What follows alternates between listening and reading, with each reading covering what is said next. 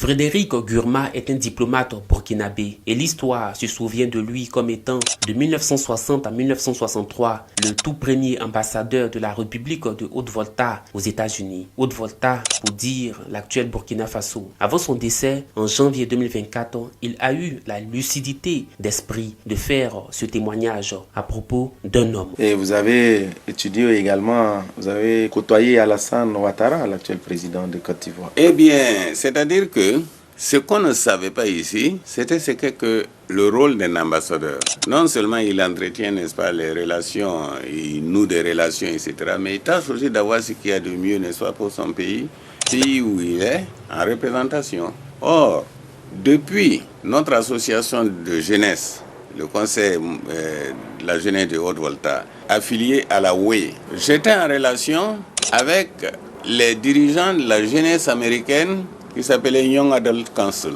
le conseil des jeunes adultes des Américains. Alors, et parmi eux, il y avait Immanuel Wallerstein, qui est devenu un grand professeur, grand sociologue aux États-Unis. Alors, ils ont dit, ben, qu'est-ce qu'on peut faire pour t'aider? J'ai dit, bon, d'après ce que vous pouvez faire pour le moment, on voudrait des bourses pour les étudiants voltaïques. Alors, tout de suite, ils ont arrangé avec l'African American Institute, où ils étaient influents, et des bourses ont été mises, n'est-ce pas, à notre disposition. Alors, j'ai dit, bon, écoutez, c'est très simple, hein.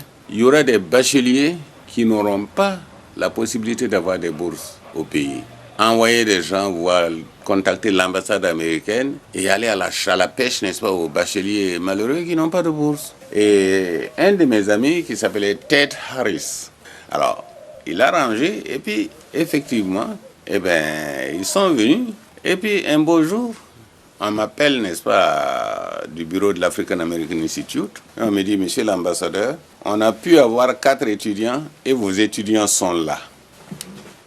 Alors, moi, je suis parti dans un grand hôtel où on avait reçu tous les étudiants qui venaient du continent africain. Ils étaient des milliers, l'hôtel était immense. Hein, et l'hôtel s'appelait Aldrin.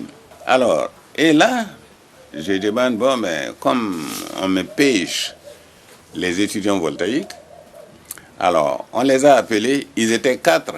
L'un d'eux était Alassane Ouattara, l'un d'eux était Arba Diallo, les 2 autres, je ne me souviens plus d'eux. Alassane Ouattara avait donc la bourse voltaïque. Oui.